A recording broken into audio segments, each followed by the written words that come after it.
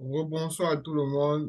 Bienvenue sur le live organisé par le meeting organisé par World Vision Mission Africa, un groupe d'étudiants qui a pour but d'inspirer les jeunes Camerounais, les jeunes Camerounais en particulier, les Africains en général, d'atteindre leurs objectifs académiques, personnels, physiques, en Afrique ou en Europe, peu importe l'endroit.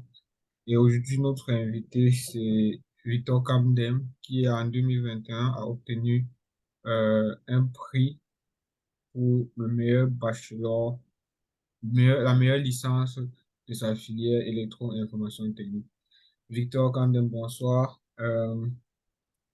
Bonsoir, Eméran. J'ai dit un peu parler de la personne. Si on demande Victor Kamdem, c'est qui? Comment peux-tu te présenter aujourd'hui? C'est parfois une question un peu ambiguë.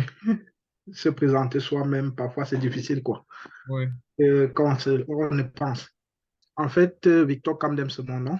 J'ai étudié ici en Allemagne comme beaucoup parmi vous. Mhm. J'ai fait électrotechnique ici à la TAM et j'ai terminé avec brio. Aujourd'hui, j'occupe la fonction de software ingénieur dans une entreprise Sysken qui est basée à Bremen. Et depuis plus d'un an, je travaille de la maison.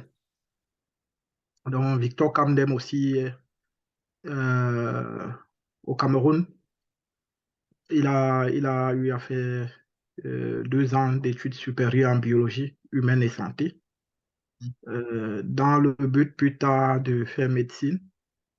Mais une fois en Allemagne, le rêve a penché pour autre chose. Ah ouais. Et donc, j'ai décidé de faire l'ingénierie à cette occasion. Et voilà, d'accord.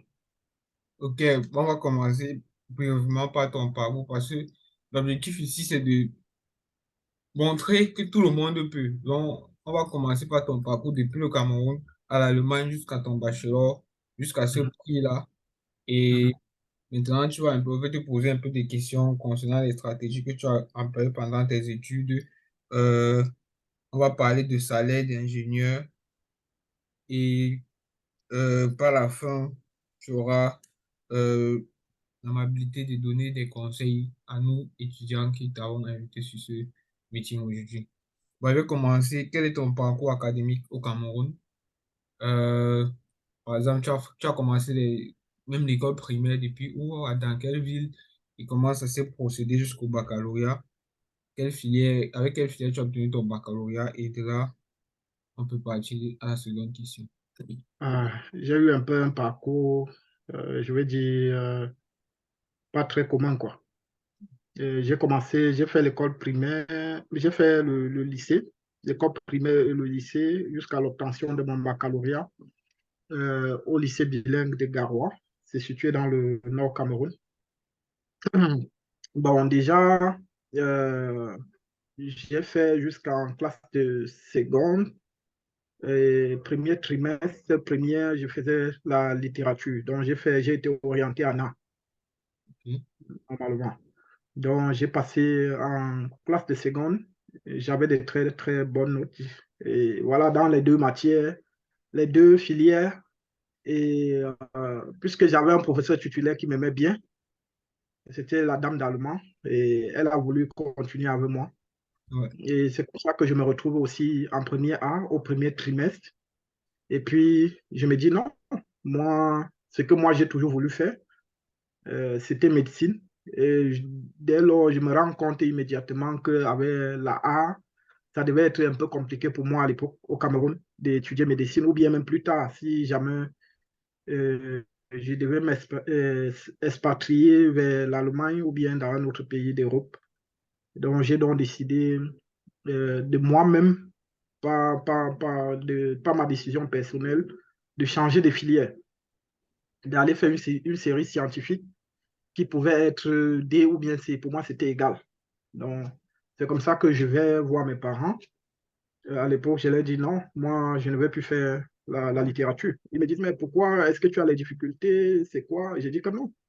Et puisque j'avais fait le premier trimestre déjà, les notes étaient excellentes, c'était bien. Et ils me disent, mais tu t'en sors bien, tu vas passer le probatoire une fois, et voilà. Je dis, non, ce n'est pas ce que moi je veux faire. Non, et c'est comme ça que, puisque moi je vivais avec ma grande sœur, elle, elle m'a comprise, quoi.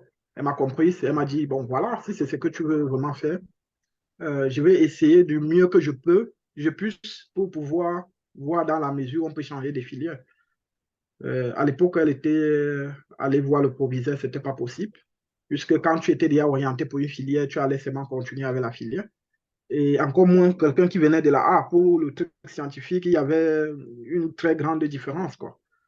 Donc, du coup, Monsieur Tuafi, qui était mon professeur de mathématiques par la suite, un peu comme mon encadreur, il était un ami à la matière, donc à ma mère, donc, qui est ma grande sœur. Donc, elle lui a soumis le problème. Et oui, puisqu'il était inspecteur provincial à cette époque-là de mathématiques, il avait de bonnes connexions avec des professeurs, des proviseurs, etc. Donc, il s'est porté garant de me suivre lui-même personnellement. Voilà, et voilà, ça a marché. Au deuxième trimestre, c'est comme ça que je me retrouve en première D, où il était professeur. Et voilà, je passe le probatoire cette année avec brio, laissant les gens qui étaient déjà en première et tout. Et voilà, après l'année qui suit, je passe le baccalauréat et puis je fais les cours de langue et je me retrouve ici dans le but de faire médecine. J'ai commencé parallèlement, j'ai fait 2 ans où je faisais des cours de langue parallèlement et puis je faisais aussi l'université à côté. Mhm. Et j'ai commencé à faire biologie humaine et santé parce que je me disais qu'une fois en Allemagne, je devais faire médecine. Et arrivé ici, je me suis rendu compte que, bon, voilà, les filières qui sont beaucoup plus prisées, qui ne durent pas longtemps, il y a l'ingénierie. Pourquoi pas étudier ingénierie? D'autant que mon frère aîné, il était aussi médecin, du coup, ça me donnait comme un argument supplémentaire de pouvoir faire autre chose de différent que ce que lui, il avait étudié. Mhm. Donc, c'est comme ça que je me retrouve en électrotechnique. Et à la TAM, j'étudie électrotechnique, où je termine aussi avec une très bonne note, voilà, très brillamment. Et voilà, jusqu'à aujourd'hui, je suis entré dans le monde de l'emploi. Voilà, et je suis dans le domaine de l'intelligence artificielle actuellement. Voilà.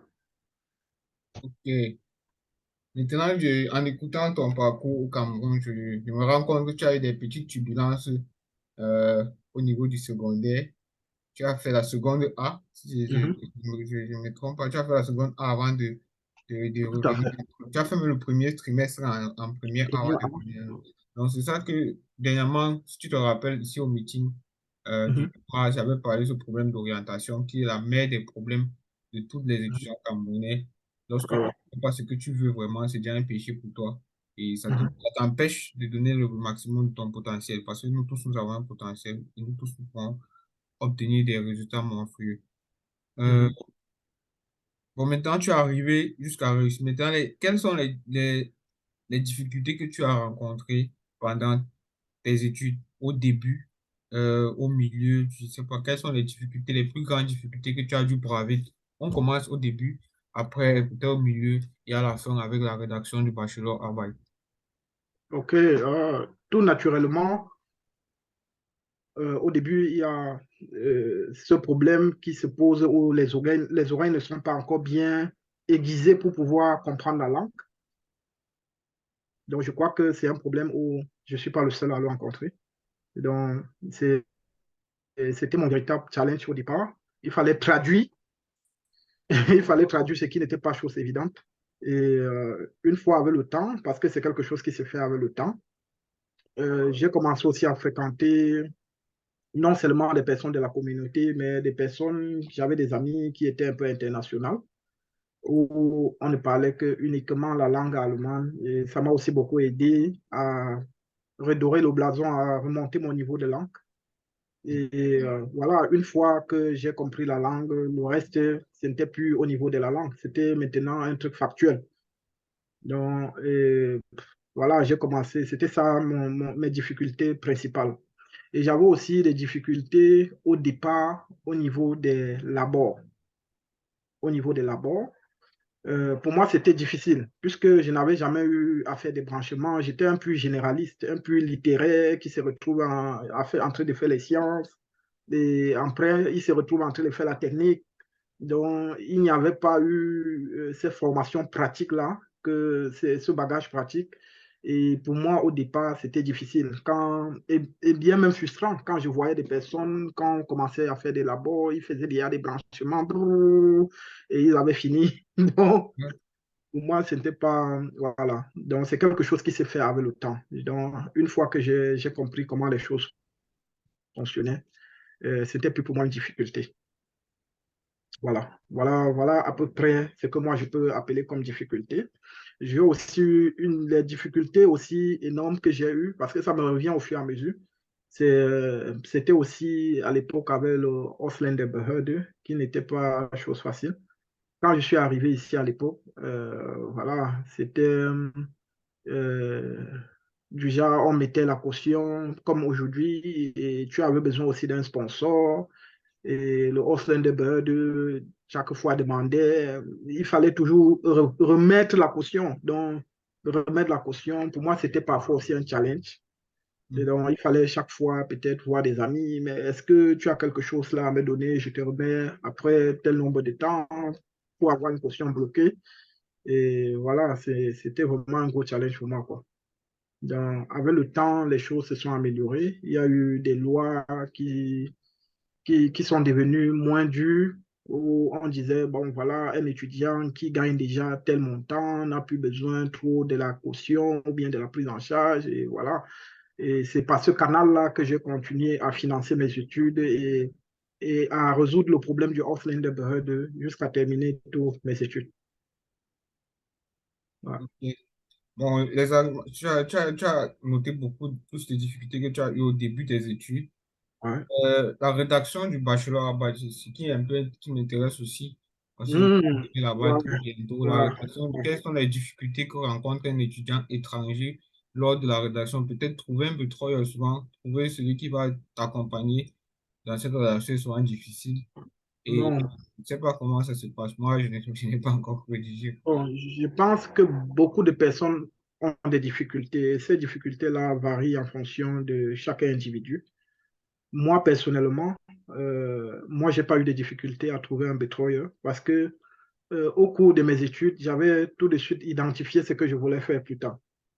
Donc, je savais pertinemment que moi, je suis passionné du monde des robots, de ce qu'on programme. Quand tu vois l'effet de quelque chose, donc, tout l'intelligence artificielle, c'est quelque chose que moi, je voulais maîtriser comment ça fonctionne.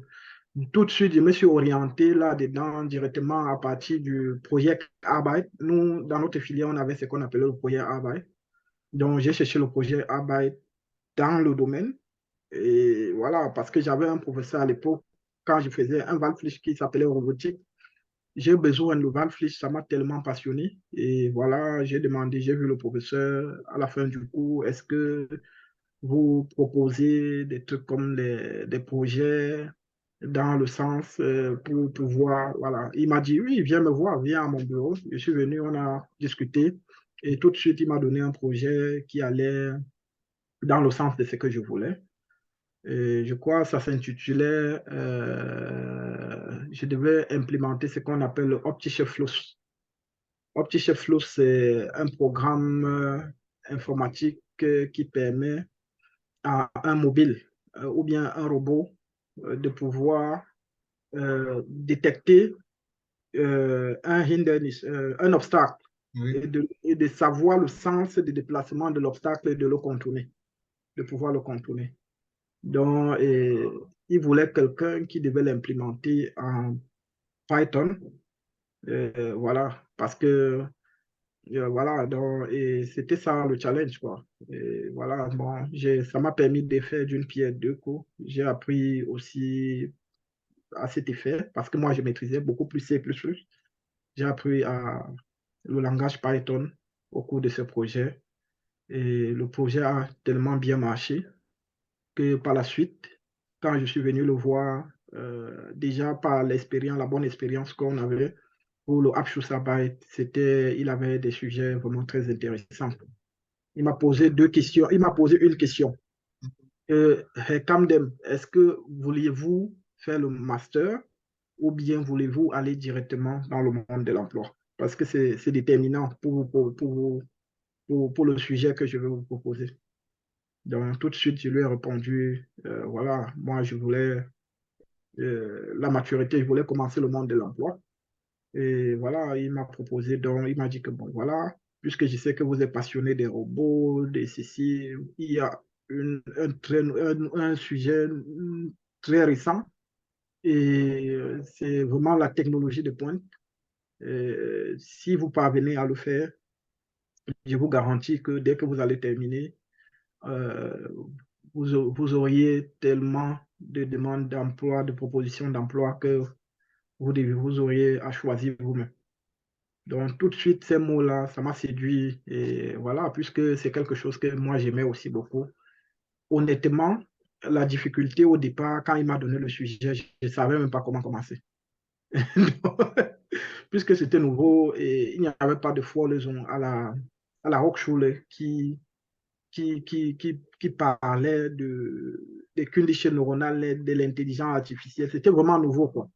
Ouais, ouais. C'était un truc qui n'était pas beaucoup implémenté, qui n'était même pas encore implémenté. Il n'y avait pas trop de documentation là-dessus. Il m'a donné un livre, c'était 800 pages, qui parlait de ça. Il fallait lire pour comprendre même de quoi il s'agit, Uberhop. Et mon sujet, il a rédigé à main. Ce n'était pas comme un sujet qu'il a saisi. Donc, il a rédigé, je suis venu dans son bureau, il m'a dit, bon, voilà, voilà, il m'a expliqué ce qu'il veut obtenir comme résultat. Ok. Et voilà, et le professeur aussi, la difficulté aussi, c'était que le professeur, ce n'était pas son domaine. Ouais. Donc, lui, c'est un professeur de robotique. Et ce que lui voulait, c'était un truc dans le domaine de la programmation. Et lui, il ne s'y connaît pas.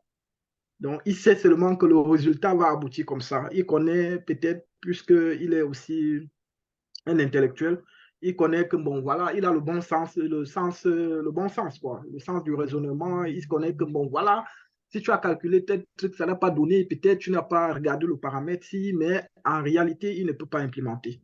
Mais il savait, il voulait quelqu'un qui voulait implémenter et il savait le résultat où on devait aboutir, quoi. Donc, il avait lu peut-être d'une façon globale la littérature là-dessus, beaucoup de littérature, mais lui-même, il n'avait jamais pratiqué, il n'avait pas de pratique.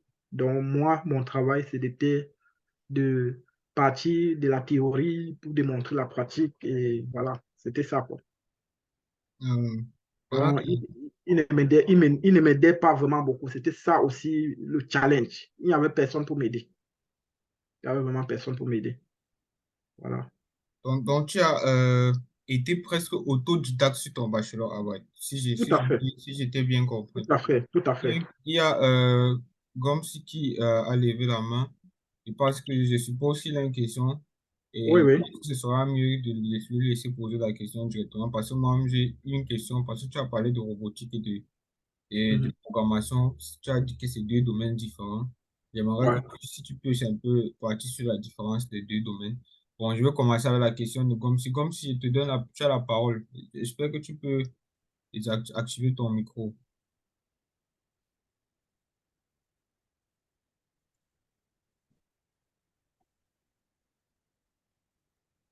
Ouais, ouais, j'espère que vous m'écoutez tous. Bonsoir. Bonsoir. Bonsoir, bonsoir, Steve. Justement, j'avais deux questions. Déjà, ma première question, c'était relativement à ton bachelorarbeit. Quel était le sujet, vu que déjà ça touchait à l'intelligence artificielle? Et je suppose à l'époque où tu l'as fait, déjà, l'intelligence artificielle a commencé vraiment à être euh, très utilisée à l'approche des années 2018 et 2019. Donc, Mhm. à ces périodes-là, étant donné que, elle n'était pas effectivement très connue, même pas le professeur qui t'a posé le sujet, euh, le choix des outils et ou des plateformes de programmation de ton sujet, tu les as fait tout seul ou tu les as choisis tout seul à travers tes recherches ou c'est ton professeur qui te l'a présenté? Bon, déjà, le thème d'abord, je commence par le premier volet. Le thème, c'était Entwicklung einer neuronalen Netze. mit Keras und TensorFlow zu Objekt Erkennung im Raum mit Hilfe von Transfer Learning unter Ansatz von der Detektion und Segmentation von Gegenständen.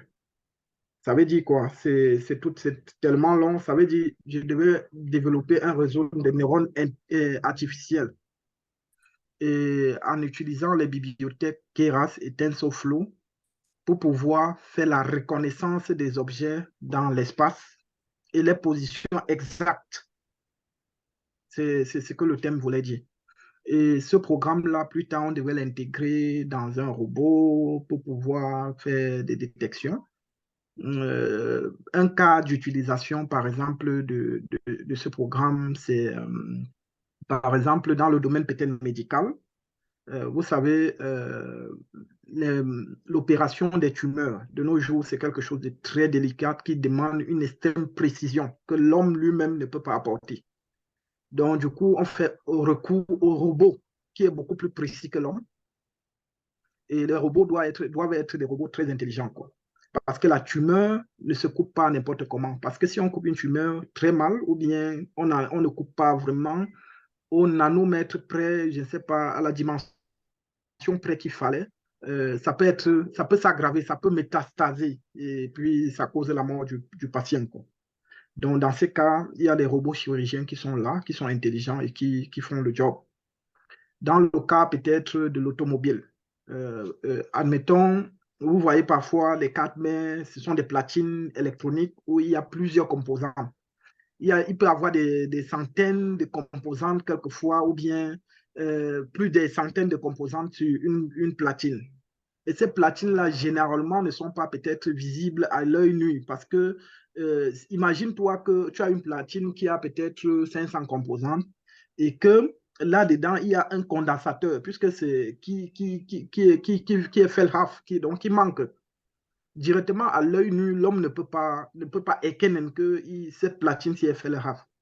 Alors, ce programme-là peut être incorporé dans un robot et la platine, quand elle est finie, elle passe au contrôle. Le robot le scanne, prend une image de cette platine et le compare. Parce qu'avant d'abord, quand on dit neuronal net, ça veut dire qu'on l'entraîne à faire off-cab.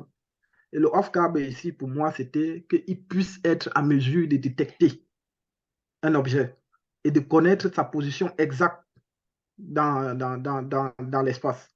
Donc, quand la platine passe maintenant, le robot qui a déjà été entraîné pour détecter avec des photos d'une platine juste, quoi, d'une bonne platine qui n'a pas de fait là, lui, il compare ça à ce monstre-là. Donc, il prend la photo, il le compare à ce monstre qu'il a déjà.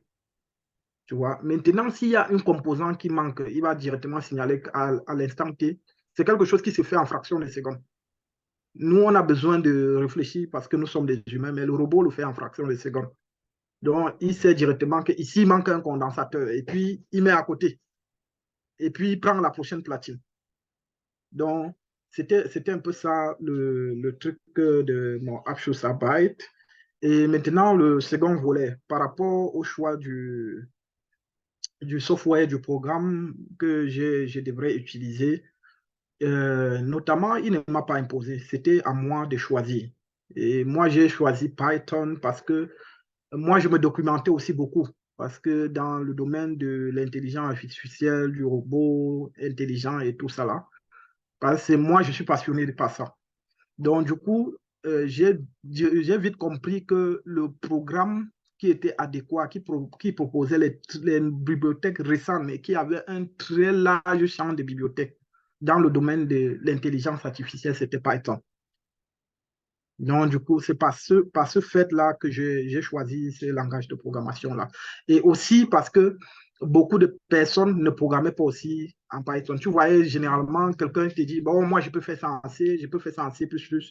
Mais difficilement, ce que les entreprises recherchaient ou bien ce que les experts utilisaient généralement pour coder ces trucs-là, ce genre de programme-là, c'était en Python, parce que Python a un large champ des bibliothèques dans le domaine de l'intelligence artificielle. Quand une nouvelle bibliothèque sort, c'est d'abord en Python que ça sort.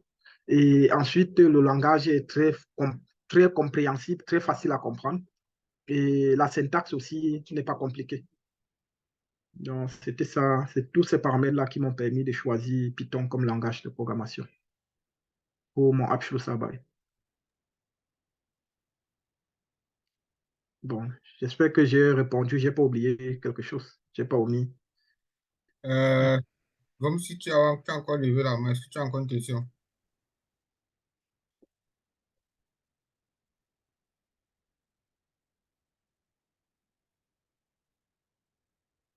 Oui, Steve, tu peux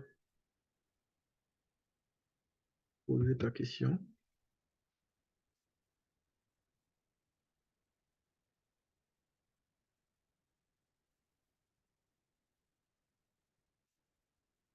Allô, Steve. Steve, tu es encore là? Ah, ok, je dois encore te... Steve. Ok, c'est possible. Oh. D'accord, merci beaucoup. Vraiment, Monsieur Victor, votre sujet était vraiment très intéressant. Vraiment, faut l'avouer. Vu encore la période à laquelle vous l'avez écrite par rapport à l'innovation actuelle qui est à l'intelligence artificielle. Mhm. En fait, ma question, tout particulièrement en ce qui concerne les outils utilisés, bon, c'était compréhensible qu'il s'agissait de Python, mais en fait, des différents types de librairies développées aussi bien par Google, par Facebook et tout, c'était en fait le choix des librairies TensorFlow et Keras tout particulièrement.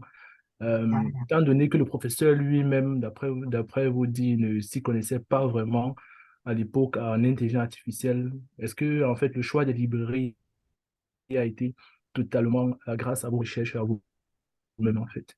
Et aussi, ma deuxième question après celle-là, c'est pour la détection, en fait, des objets dans l'espace, il a fallu que vous basez sur des prises de photos de certains objets en particulier ou d'une image générale afin de l'entraîner progressivement et détecter certains objets précis voulus par le professeur ou c'est vous qui avez déterminé en fait ce qu'il fallait que le programme puisse reconnaître pour le système de neurones, quoi. D'accord, merci encore pour la précision sur la question. Euh, bon, les bibliothèques TensorFlow et Keras ont été énumérées au départ par le professeur.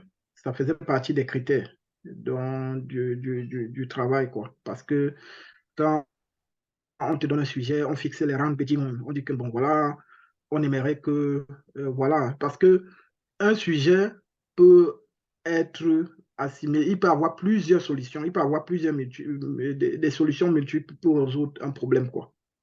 Donc, mais les Rahmebedingungen, c'est quoi? C'est tout ce qui, les critères dont celui qui te donne le sujet veut que tu appliques, que tu respectes, que tu vas. Il te dit peut-être que bon, voilà, je veux que tu résolves, que tu résous cette équation-ci, et puis utiliser telle méthode. Donc, c'est un peu ça. Donc, la bibliothèque Tenso et Keras ont été données par le professeur. Il n'avait pas la connaissance pratique, mais il avait la connaissance théorique. Donc, il avait lu. Sinon, il ne pouvait pas formuler le sujet. Il avait beaucoup lu, il s'était beaucoup documenté, mais il n'avait pas la connaissance, il ne savait pas implémenter, comment arriver d'une façon codée au résultat qu'il voulait. Mais il savait que ici, je dois utiliser ça, ça et ça. Voilà. Bon, maintenant, l'autre question, l'autre volet de ta question, c'était quoi encore là? Emerald, tu peux me rappeler, s'il te plaît? Non, je n'ai pas la question en tête. Tu vas lui-même. Euh, Oui, la seconde question, c'était particulièrement au niveau de la détection, en fait, des objets Ah, dans ok, l'espace. d'accord. En d'accord. fait, c'était la détection de quoi tout particulièrement dans l'espace. Et la détection là a été faite à partir des images et des photos faites par vous-même Mhm. dans un labo ou peut-être des images et photos particulières en fonction de la demande du professeur. En Ah fait, bon, c'est d'accord, une compréhension un peu plus précise un peu du sujet. d'accord, Mhm. d'accord. Ouais, je comprends ta question. Oui. Ok, le professeur m'avait dit dans le sujet que je devais faire la détection d'une seule classe. Donc, Une seule classe, ça veut dire, bon, un objet, si on peut dire comme ça. Un seul objet, peut-être un bic, un crayon, un verre, une table, ou bien, dans une seule classe. Et moi, mais il n'avait pas spécifié. Donc, l'objet était aléatoire, ça dépendait de moi. Je pouvais choisir. Mais il avait dit, le programme, le neuronal net doit être à mesure de reconnaître un objet. C'était ça le sujet. Mais moi, j'ai fait l'extension de son travail et j'ai fait la reconnaissance pour 6 classes. Donc, j'ai fait que mon réseau de neurones soit capable de reconnaître 6 classes différentes. Et ces 6 classes-là, bon, je l'avais pris aléatoirement dans le labo du professeur. Donc, je suis entré comme ça avec mon téléphone, mon smartphone. J'ai pris une photo, il y avait un seau, il y avait une bougie, il y avait le built-in, il y avait le clavier, il y avait la souris. Et directement, je les ai mis sur une table et j'ai photographié, quoi. Et c'était ça maintenant, mon input vert que j'allais faire pour entraîner le neurone. Voilà. Et ces photos-là, cette photo-là, j'ai entraîné le neurone avec jusqu'à ce que ça m'a donné certains résultats pour me dire, bon, voilà, il y a des méthodes pour savoir que le neurone est bien, quoi, est bien entraîné, suffisamment bien entraîné pour pouvoir reconnaître sans faute les classes pour lesquelles je l'ai entraîné avec. Voilà. Et pour entraîner un réseau de neurones pour qu'il puisse reconnaître. Parce que le réseau de neurones, c'est juste le parallèle de nos réseaux de neurones qui sont dans la tête. C'est juste la façon digitale. Donc, c'est exactement la même chose. Tu vois, quand on accouche un enfant, l'enfant est comme un format, une feuille blanche. Et c'est toi qui dois écrire à l'intérieur. C'est toi qui apprends. Donc, écrire là, c'est apprendre à l'enfant certaines choses. Quand tu lui dis, celui-ci, ça, on appelle ça une chaussure. Ça, on appelle ça un sac. C'est exactement la même chose que tu le fais avec le réseau de neurones artificiels, mais tu lui montres ça sous forme d'image.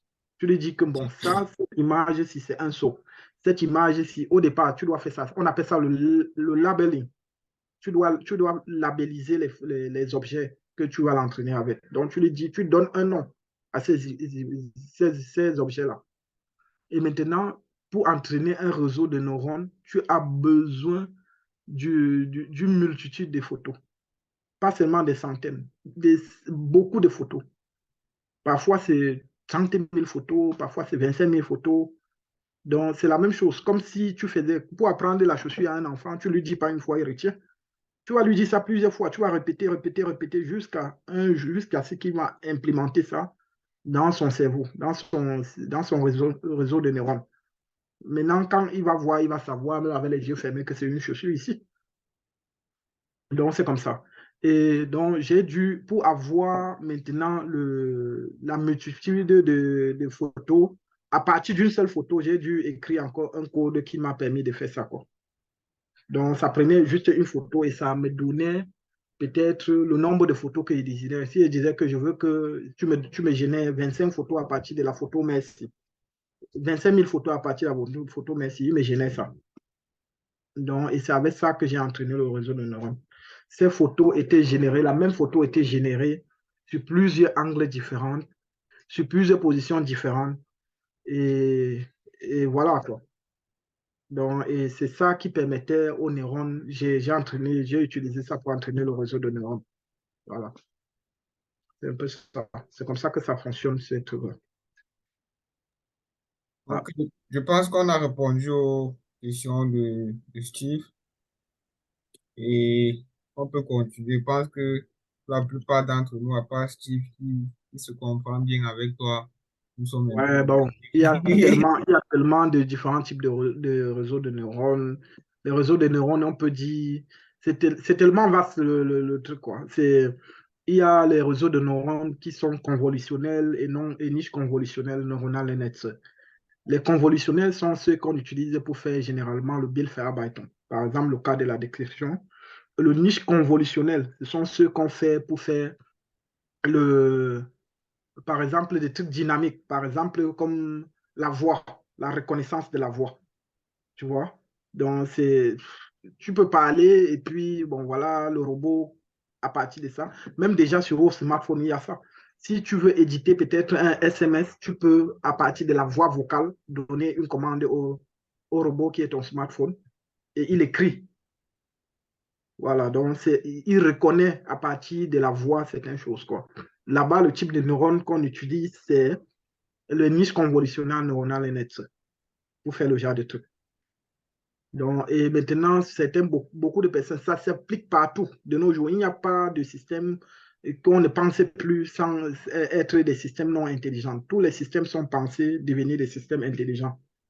Donc, par exemple, beaucoup utilisent le traducteur DeepL, DeepL.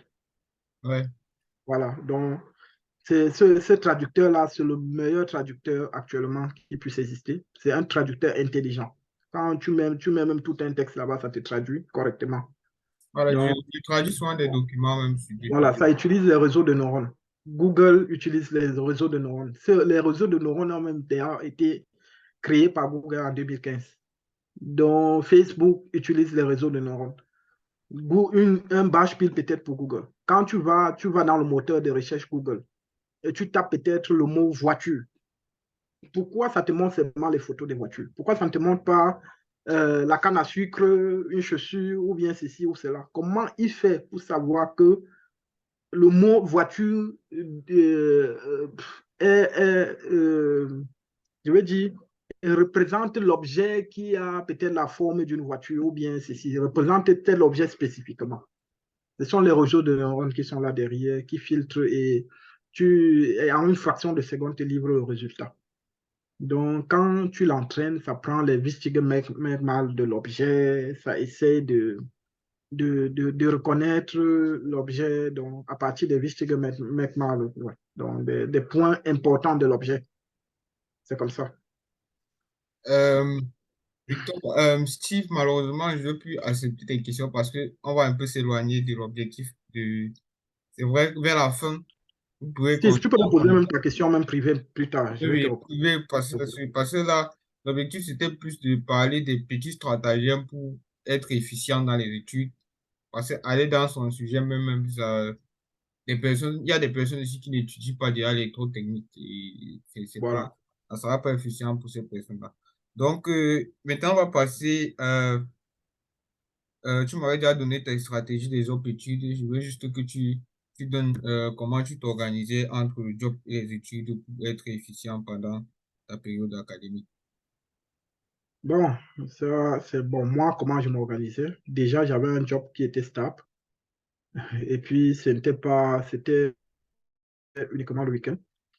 Donc, du coup, ça facilitait un peu les choses, quoi. Donc, si j'étais un peu, ça me rendait un peu plus, je vais dire quoi, organisé.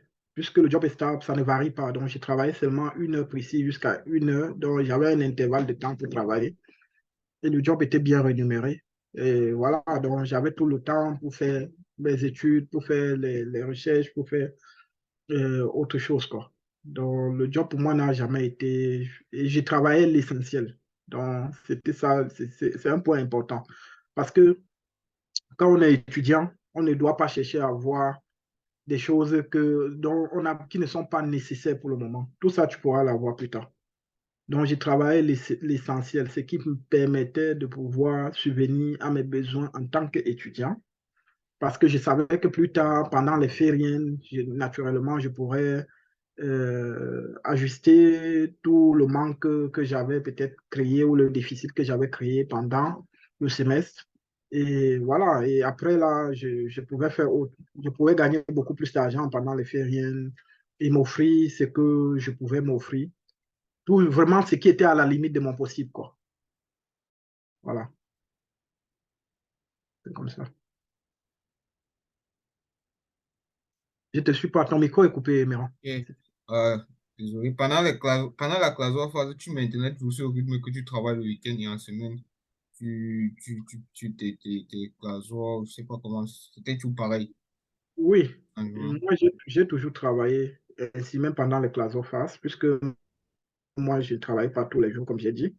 Mais pendant le semestre, je m'arrangeais toujours à être à jour surtout mes Übungen, mes Übungen Blätter, qu'on donnait, donc je les refaisais peut-être au moins 3 ou 4 fois, au point où ça devenait la routine. C'est comme ça que moi je faisais. Donc, ce qui fait que quand à l'approche du classon, là, je n'avais plus vraiment beaucoup à donner, quoi. Et je partais au Sprechstunde. C'est très important. J'allais au Sprechstunde. Beaucoup de professeurs là me connaissent parce que parfois je me retrouvais seul avec eux. Il n'y avait pas d'étudiants. Donc, parfois, on ne parle même pas de la matière, on discute même d'autres choses. On discute même, je ne sais pas, du taux de climat, de ceci, cela. On parlait de taux d'émission, de ceci. On discutait comme ça. Non, et c'est comme ça que j'ai créé des liens avec eux. Et puis, bon, voilà, quand j'avais des difficultés, n'importe quand, même quand ce n'était pas pendant le Sprechstunde, je pouvais voir le professeur. Et voilà, il devenait comme mon ami. Et voilà, quoi. Donc, c'est comme ça que ça matchait, quoi. Donc, moi, je faisais tous les efforts d'être à la page parce que je savais que pendant le classo, là, le classo phase, il devait avoir beaucoup de groupes. Et moi, je n'aime pas la pression. Je suis quelqu'un qui aime anticiper. Donc, Donc, nous sommes c'est un peu pareils ça, parce que quoi. moi-même, pour parler même Donc, à quelqu'un, là, je prépare d'abord tout à l'avance. voilà, je n'aime pas la pression. Je n'aime pas la pression. Donc, j'aime toujours que, et quand je sais que je veux faire tel truc dans tel nombre de temps, le moment là, je dois être prêt, quoi. Et donc, je ne veux pas être titubé. C'est comme ça.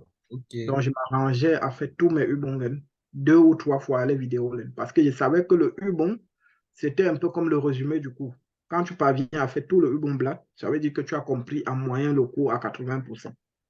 C'était un peu ça. Donc, c'est aussi statistique, quoi.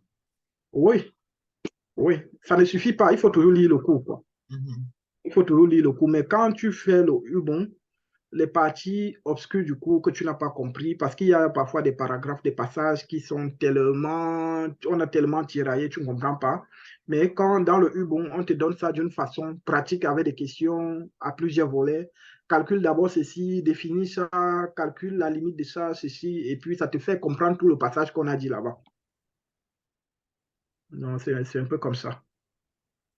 Bon, maintenant, on va entrer. Est-ce que lorsque tu rédigais ton bachelor Arbeit, ton Abschlussarbeit, tu avais pour idée tu pensais à réussir un prix ou bien tu étais juste là, tu faisais ta passion, tu te concentrais sur ton truc.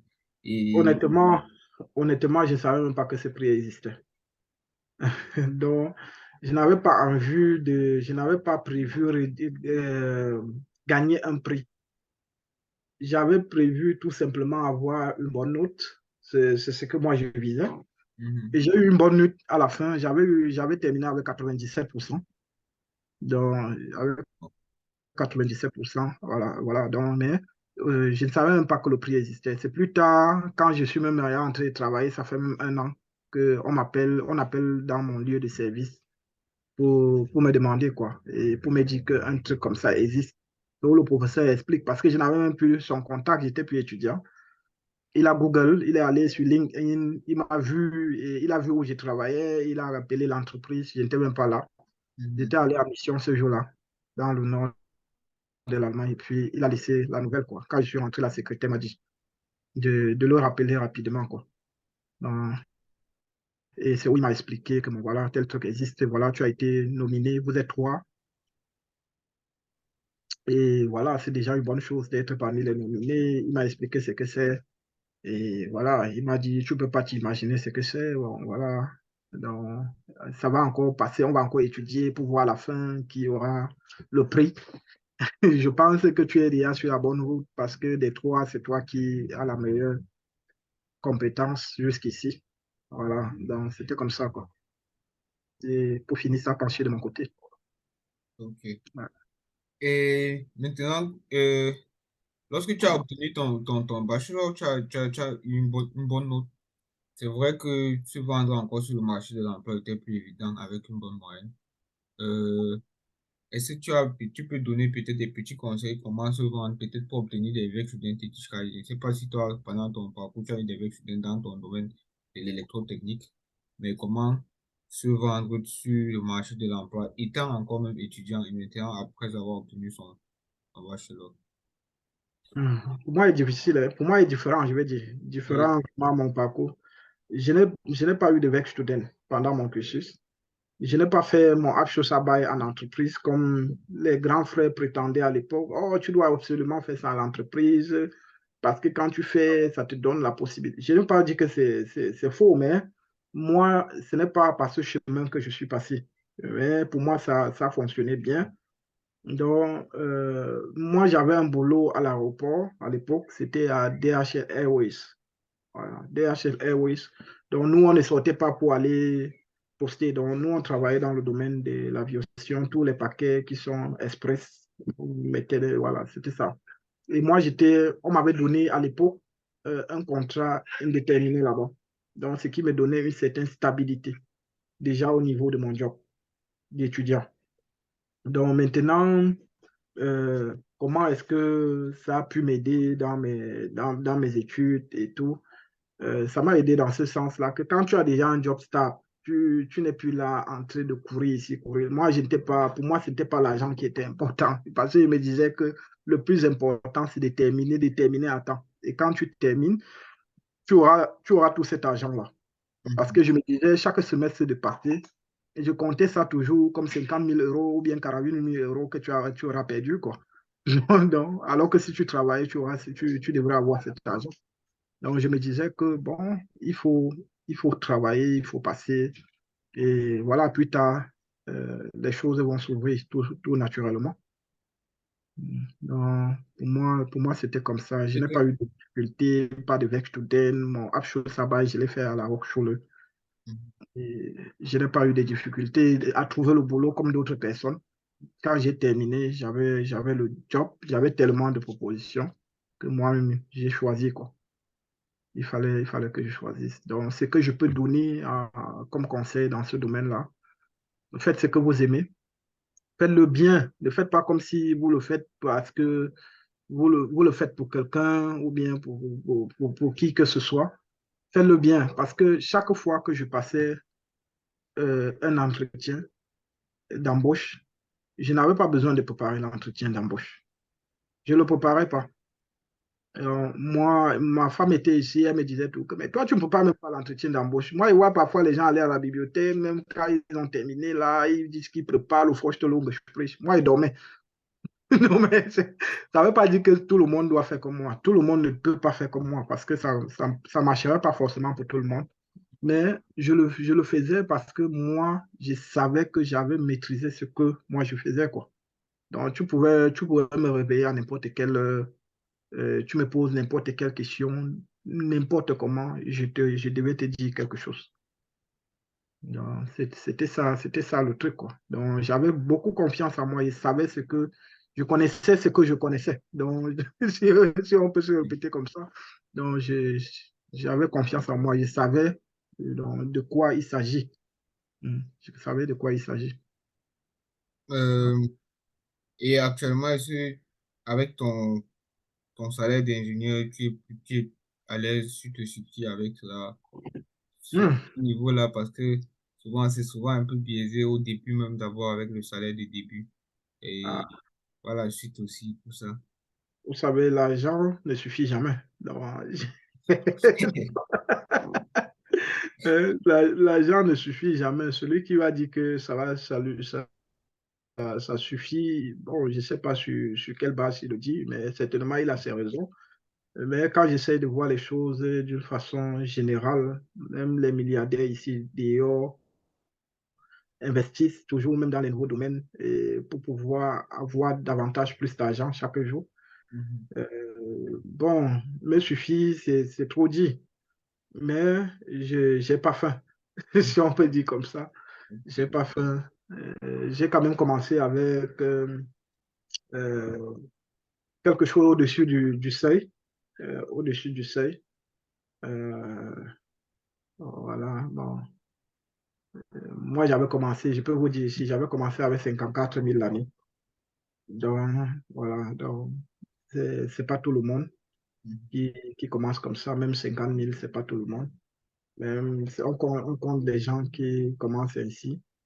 Ça ne veut pas dire que parce que j'étais très fort ou quoi que ce soit. C'est peut-être parce que je me suis bien vendu. Je me suis bien vendu.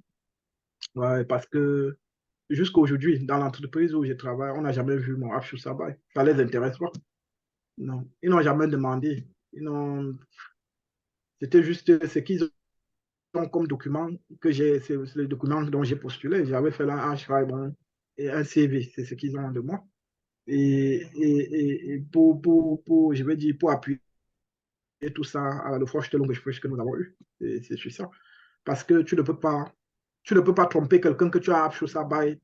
Et maintenant, lors de l'interview, lorsque tu as fait peut-être à quelqu'un qui est dans le domaine et qui te pose des questions, et il observe qu'il y a une grosse distance entre la parole et tes papiers, quoi, et ce que tu as mis dans les documents.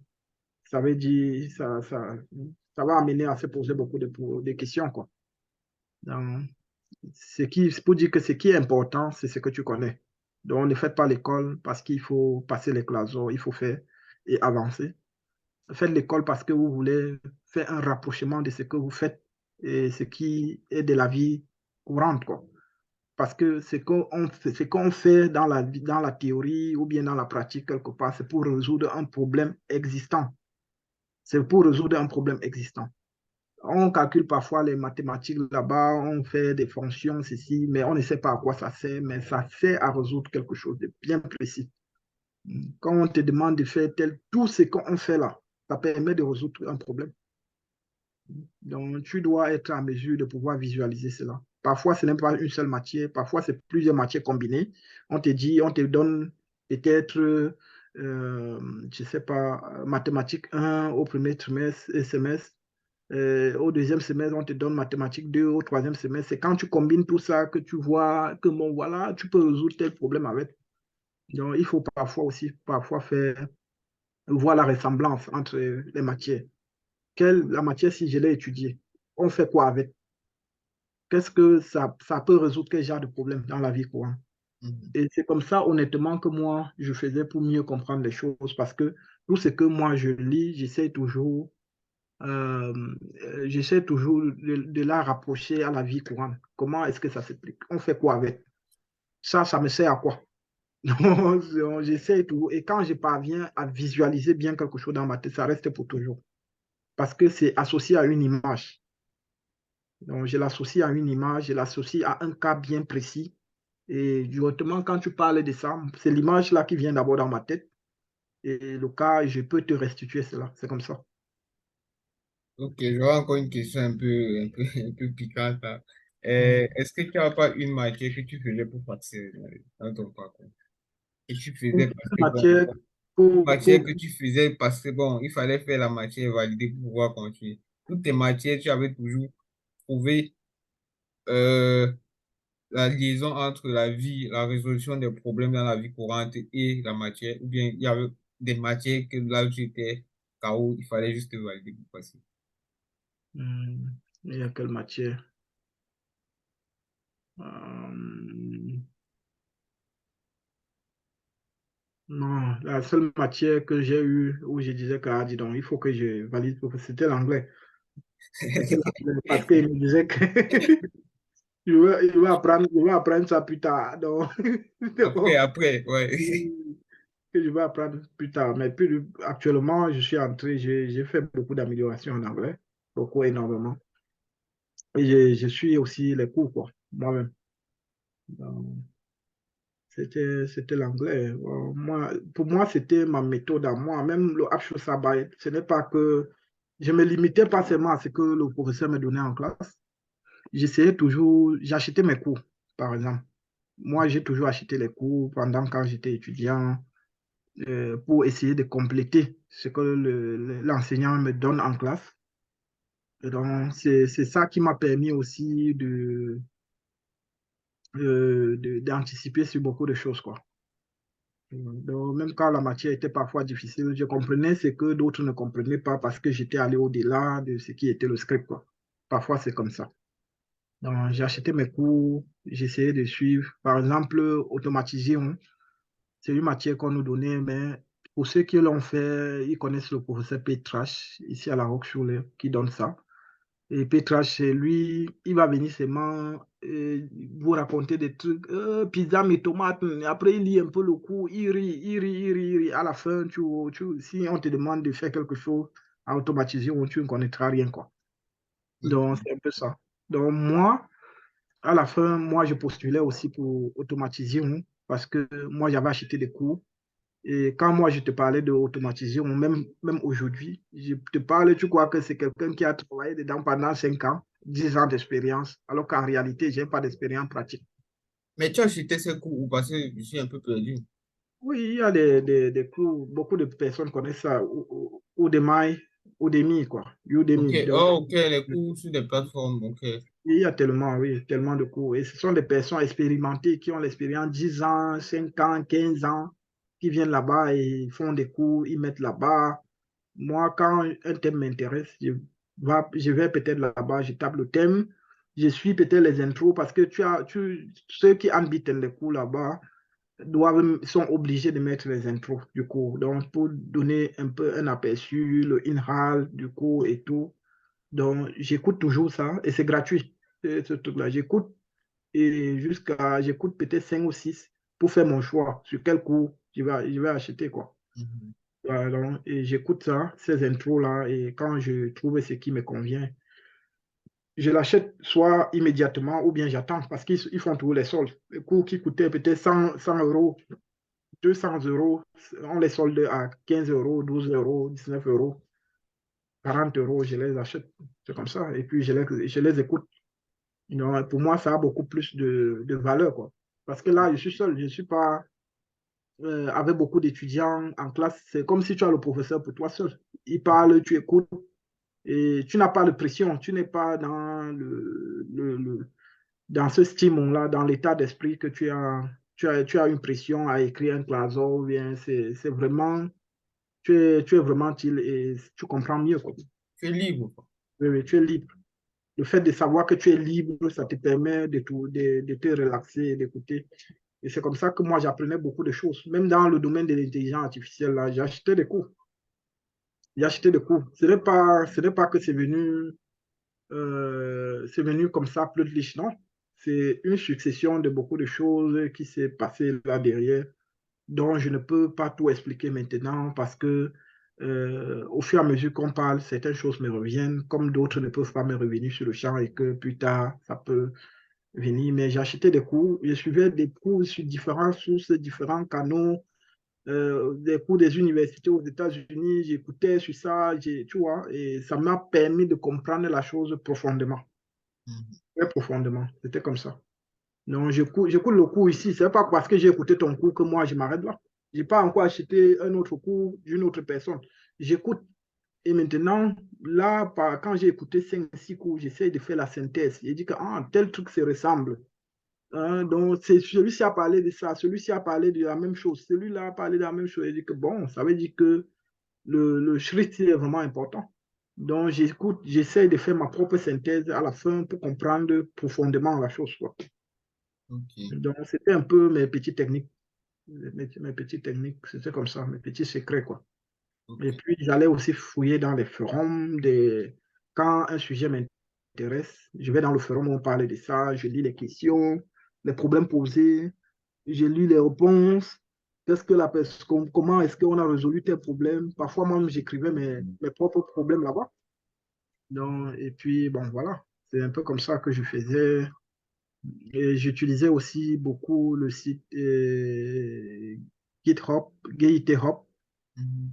Voilà, donc, où les gens viennent mettre les expériences, les fragments de code qu'ils ont écrits pour résoudre peut-être un problème. Par exemple, si on dit, OK, je veux un code en C++ qui dessine peut-être l'arbre général ou bien l'arbre de Noël avec les Stern ou bien avec ceci, tu vas voir, tu vas aller là-bas, tu vas voir quelqu'un a écrit ça en C, l'autre a écrit en C++, l'autre a écrit en Python, ceci. Ces différents algorithmes-là, j'essayais aussi de partir là-bas, regarder comment ça se passe et puis bon, voilà. C'était un peu voilà les sources que j'utilisais un peu beaucoup plus fréquemment, quoi. Ouais. Ok. Ouais. Bon, les gars, questions maintenant. Ceux qui ont des questions peuvent maintenant les poser. Parce que nous sommes déjà à 22 heures. Si vous n'avez pas de questions, moi, je peux encore poser peut-être quelques questions que dans mon bagage là et on arrête. Euh, on va Il y a que- commencer par Cindy. Mhm. Cindy, vous le nom. Tu peux maintenant désactiver ton microphone, je pense. Alors, bonsoir Victor, moi c'est Cindy, je suis étudiante à la TAM Québec. Mhm. Merci déjà d'avoir détaillé les techniques d'apprentissage. Ma question est la suivante en fait. Je me permets de te tutoyer déjà. Est-ce que tu peux nous résumer en une ou deux phrases comment est-ce qu'un étudiant peut faire pour s'en sortir ici à l'étranger en fait, durant tout son parcours scolaire? Parce que tu nous as détaillé tes techniques d'apprentissage. Celle-là, c'est pour toi en fait. Mais en Mhm. grosso modo, qu'est-ce qu'il faut, quelles sont les priorités et comment est-ce qu'il faut se comporter pour pouvoir réussir dans le temps qui nous est donné, quoi. Mhm. Bon, d'accord. Merci pour ta question, Cindy. C'est vrai que c'est une question un peu embarrassante. Quand c'est général parfois comme ça, là, c'est difficile parfois de répondre. Bien, bon, ce que moi je peux dire, c'est que tout commence aussi par l'objectif, quoi. Dans toute chose, il faut se fixer les objectifs. Quel est mon objectif à atteindre? Qu'est-ce que je veux concrètement? Parce que quand tu n'as pas d'objectif, tu ne pourras pas avoir une méthode, une lueur de solution précise, quoi. Tu vas toujours spéculer. Donc, qu'est-ce que je veux absolument? Est-ce que je veux finir mon école à temps? Ça, c'est un objectif. Est-ce que finir l'école à temps, pour moi, c'est égal? Il faut d'abord que je travaille, j'ai une stabilité financière. Ça, c'est un autre objectif. Est-ce que pour moi, ce qui est important, c'est d'abord la stabilité sur le plan des papiers? C'est aussi un objectif que certaines personnes ont. Donc, ils ne veulent plus avoir, ils ne veulent pas avoir les mots de tête avec le Ausland de Bird, ils veulent se sécuriser. Donc, chacun a son objectif. Quel est mon objectif en termes? C'est ça d'abord que tu dois te poser comme première question et tu vas pouvoir à répondre à cette question-là. Une fois que tu as ton objectif, il y a une pluralité de solutions que tu peux emprunter. Par exemple, si mon objectif c'est de finir l'école à temps, qu'est-ce que moi je fais? Ça veut dire que, première des choses, il faut que je cherche quelque chose, un job qui est stable. Parce que quand le job n'est pas stable, si tu dois travailler le vendredi ou bien quand tu envoies le jour, on t'appelle, on te dit que c'est maintenant qu'il y a le job, alors que dans ton compte, tu n'as pas l'argent, tu seras tenté toujours à sortir. C'est comme ça que tu vas perdre le fil peut-être à l'école, tu seras en retard dans les Ubuntu, tu seras... Donc, c'est important, quoi. Tu dois trouver quelque chose de stable. Quelque chose de stable ne veut pas dire forcément que quelque chose où tu vas porter les nouvelles baskets tous les semaines ou bien chaque 2 mois. Donc, travailler vraiment à la juste mesure, ce qui va te suffire, vraiment à la limite du possible. Parce que tu te comportes comme un étudiant, tu dois travailler comme un étudiant. Tu travailles ce qui te permet, parce que trop de jobs aussi, parfois ça ne passe pas avec l'école. Si tu es quelqu'un qui job tellement, tu sais, ça entraîne beaucoup de choses. Tu seras fatigué quand tu vas rentrer. Et si tu es fatigué, ça entraîne que tu vas investir moins de temps pour tes études. Et si tu investis moins de temps pour tes études, ça veut dire que tu seras en retard dans les matières.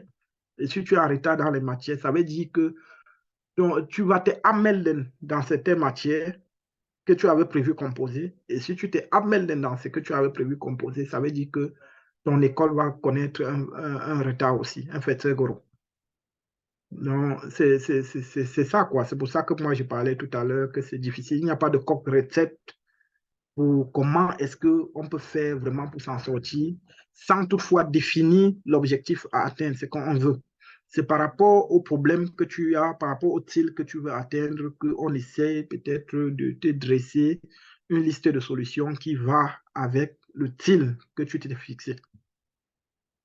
Donc, c'est comme ça que je pourrais répondre à ta question. Donc, vivre comme une étudiante, avoir un Alors, petit... si je comprends bien, ça veut dire, Ouais.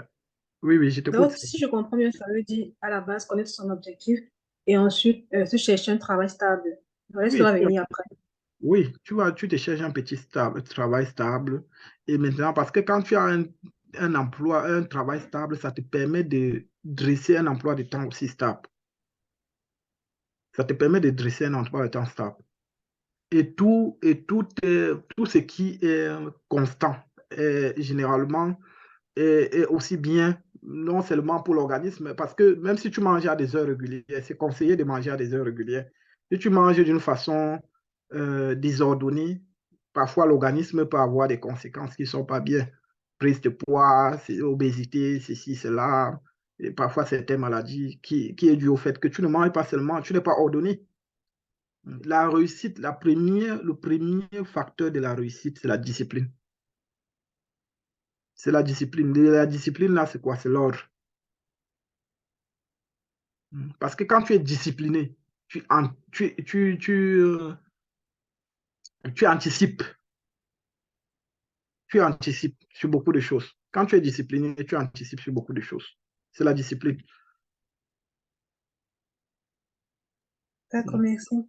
Je t'en prie. Qui veut se lancer dans l'eau froide pour la deuxième question?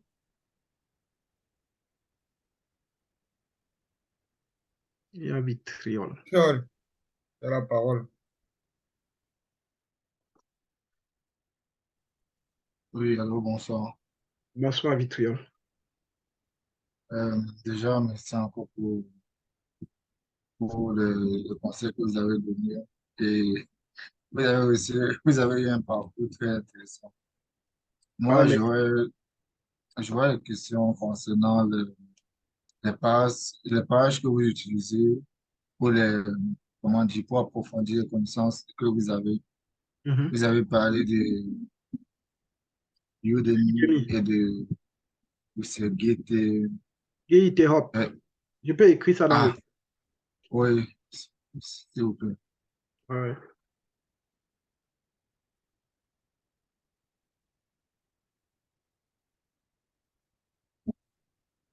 Ah, ok, merci. Je vous en prie. Ouais. Victor, tu as fini avec tes questions? Oui, oui, pour l'instant. Ok, si quelqu'un a une autre question, maintenant vous pouvez activer vos micros de manière libre. Noël veut poser une question. Noël,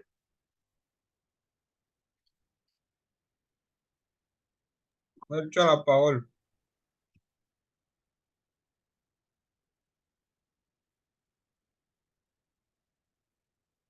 Noël, il n'est pas là. Il ne retrouve pas Noël. Si une autre personne a une question, il peut la poser. Hmm.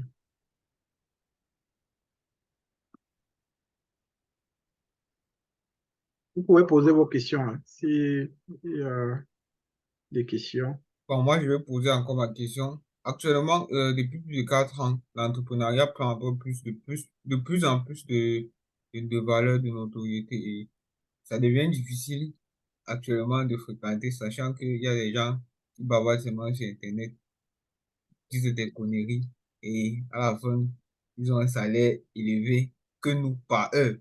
Donc, est-ce que toi, tu peux conseiller un étudiant qui trouve des stratagèmes pour obtenir de l'argent dans ce système-là? Euh, Pas d'abandonner les études, parce qu'il y a encore le période, mais de pouvoir gérer les études et le business. Abandonner les études, je dirais directement non. Parce que tous ceux qui par le moyen des études, qui n'ont pas utilisé le canal des études pour pouvoir avoir beaucoup d'argent, finissent toujours par payer plus tard pour avoir un peu de connaissances dans le domaine, pour éviter que je vais dire quoi, le empire s'écoule comme un château de cartes. S'écoule comme un château de cartes. Donc, les études, ce n'est rien d'autre, c'est juste un papier. Et ce papier-là, ce n'est même pas ça, les études. Ce qui est important, l'étude, c'est cette maturité d'esprit que ça nous donne. Ça nous permet d'être habilité. Donc, quand tu arrives devant une situation de la vie, que tu aies la méthodologie de pouvoir savoir comment umgehen. c'est ça les études. Ça te donne une certaine base. Parce que ce qu'on apprend ici, là, on nous apprend tous les jours, tracer les fonctions. Tu ne vas jamais aller dans une entreprise, on va te dire que calcule les limites, tracer les fonctions. Il y a déjà toutes les machines qui le font. Il y a déjà les calculatrices programmables qui le font depuis longtemps. On n'y a pas de temps à perdre pour dire tracer ou bien faire ceci. Ça te permet d'avoir une certaine maturité. Un exemple, il y a des exercices qu'à l'école primaire, au cours moyen 2, tu ne parvenais pas à faire parce que tu les trouvais difficiles. Mais au fur et à mesure, tu n'as pas besoin d'un autre cours d'école primaire sur ce chapitre.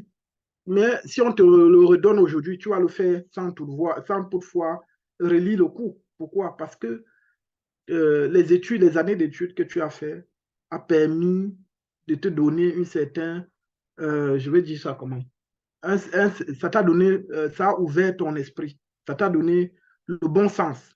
Donc, parfois, on a besoin juste du bon sens pour pouvoir résoudre les problèmes. Tu vois? Et au fur et à mesure, ce bon sens-là aussi, ça vient aussi du. Il y a d'autres où c'est naturel. Voilà, ils sont nés comme ça, ils ont le bon sens d'une façon naturelle. D'autres, ça avec les années d'instruction qu'ils acquièrent cela. Donc, moi, je ne conseillerais jamais à quelqu'un d'abandonner l'école. Mais cependant, si on peut concilier business et école sans que l'un n'empêche l'autre ou bien l'un n'empiète sur l'autre, pourquoi pas? Ça serait une bonne chose. Parce que la finalité aussi pour beaucoup de personnes, c'est d'avoir de l'argent. Voilà. Donc, c'est comme ça que moi, je peux reprendre ça. Ne pas abandonner l'école. Voilà. Il y a encore quelqu'un qui a une question. Victor a encore une question. Euh, En fait, c'était pas une question, Mhm. c'est pas une question, c'est juste un complément par rapport au fait, par rapport à la question que Eméran a posée, la question de savoir si c'est possible d'allier business et école. Je pense que c'est possible avec, comment dire, avec la précision que vous avez apportée tout à l'heure, celle Mhm. de la discipline. Mhm. Je pense que avec la discipline, un boulot fixe, oui, je pense que c'est possible. C'est Oui, juste un petit apport que je voulais apporter, mais oui. moi, je pense que c'est possible. Oui, c'est possible. Comme on dit, ça dépend de tout un chacun. Il y a des gens que ça va les perturber extrêmement parce qu'ils ne sont pas habilités à être multitâches. Ils ne peuvent pas concilier plusieurs choses à la fois parce que ça, c'est aussi un point essentiel. Il y a des gens qui sont capables de faire plusieurs choses à la fois et ils peuvent le concilier. Donc, savoir quel type de personne on est d'abord, c'est important. Savoir ok. quel type de personne on est. Moi, je connais quel type de personne moi je suis. Moi, je suis dans le domaine académique. Je suis un acmensch. Donc, quelqu'un qui comprend plus facilement dans la nuit. Moi, j'apprenais très tard. Quand ma femme se réveillait le matin comme ça, là, bon, à l'époque, c'était ma petite amie. Quand elle se réveillait, moi, j'étais au salon encore en train de travailler. Jusqu'à 6 h, 7 h, elle dit que mais tu n'as pas dormi. C'est quand elle partait tout ça que moi, je n'ai pas dormi. C'était comme ça. Parce que la nuit, moi, je comprends mieux. C'est comme ça. Il faut connaître, identifier quel type de personne tu es. Il y a des gens qui apprennent mieux quand ils sont dans le bruit. Donc, les gens qui apprennent mieux quand tout est calme en journée. Donc, par rapport à ça, tu peux maximiser, quoi. Tu peux maximiser, utiliser plus ton potentiel quand tu te connais. Tu peux utiliser plus ton potentiel. Donc, Merci. je t'en prie. Ouais. Bon, les Donc, gars, vous avez des questions ou bien on arrête le live? Parce que lui, il est chaud. Il peut répondre encore à 1000 questions là sur le champ. Mais bon, les questions trop techniques là, je pense que vous devez gérer ça en privé. ouais, ouais, Steve, je crois que Steve a les questions techniques. Steve, tu peux poser ta question.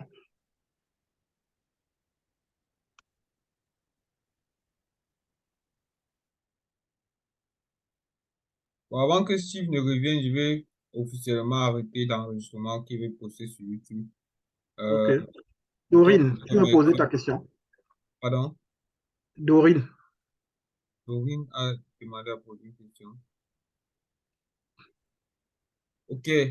Bon, Victor, nous te remercions déjà d'avoir accepté de participer à ce meeting aujourd'hui et partager ton expérience. Et nous te félicitons déjà d'avoir pu obtenir ce prix-là pour représenter valablement le travail de sacrifice que tous les étudiants camerounais font aussi en Allemagne. Et on t'exhorte déjà à penser comment un peu transférer tes compétences et tes connaissances au pays pour que les personnes ne viennent plus souffrir ici là comme toi aussi pour Ouais. obtenir les mêmes connaissances. Euh, et vraiment beaucoup de courage à toi dans ta vie professionnelle. Merci beaucoup, merci. Je vous remercie aussi d'être venu. C'est toujours un plaisir pour moi de partager ce que j'ai avec mes frères, mes sœurs, avec ma communauté. Ce que j'ai reçu gratuitement, je le donne aussi gratuitement. Même ce que j'ai payé, je donne aussi gratuitement. Donc, ça avait le plaisir que je pourrais peut-être répondre aussi aux questions des personnes si jamais quelque chose advient plus tard, une question peut-être vient et que quelqu'un a oublié de poser pendant la conférence. Il peut peut-être éventuellement me contacter directement ou bien via toi. Je peux aussi écrire mon numéro de téléphone ici.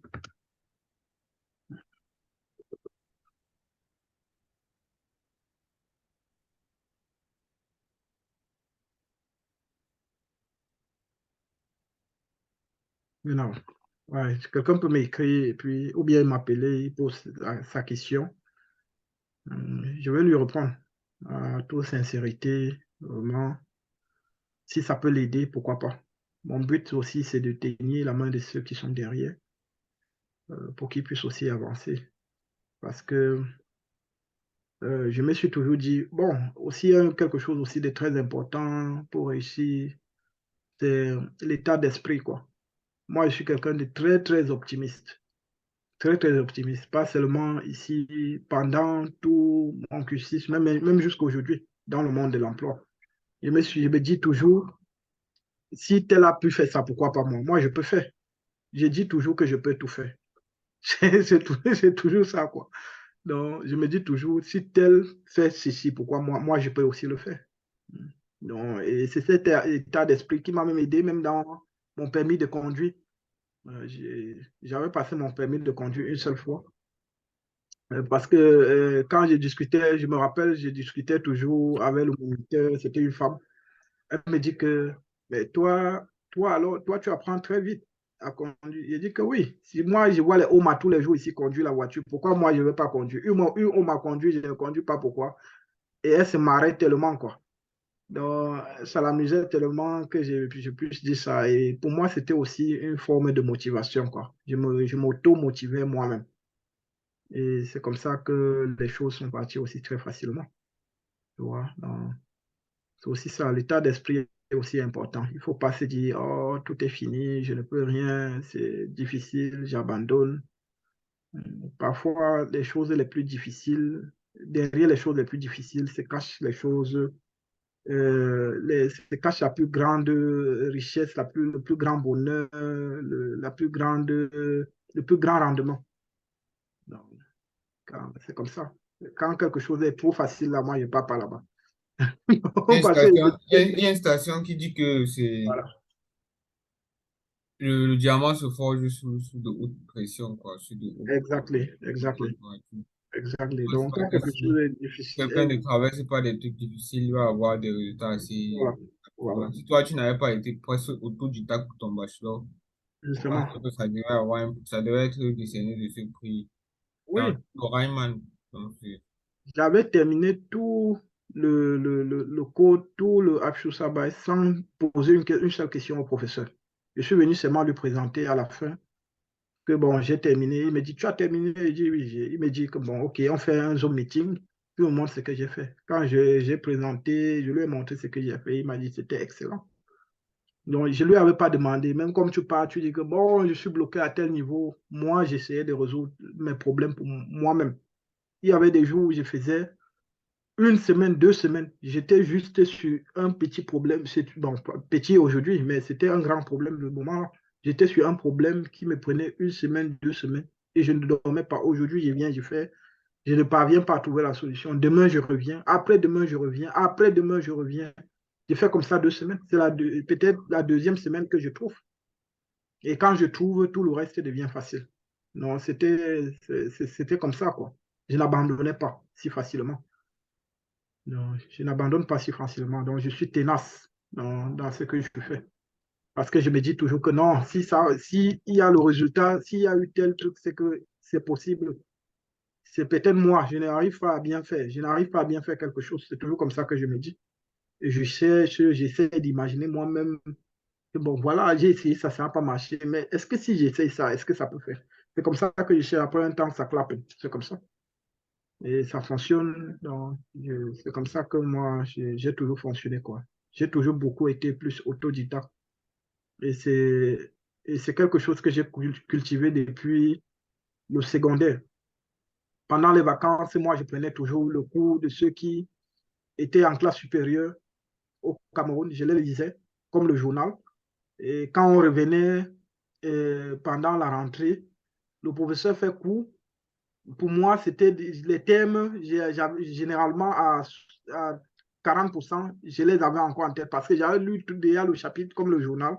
Donc, quand il avait des thèmes, parfois il disait des mots et pourtant j'étais nouveau. Quand je rentre maintenant, je relis le cours.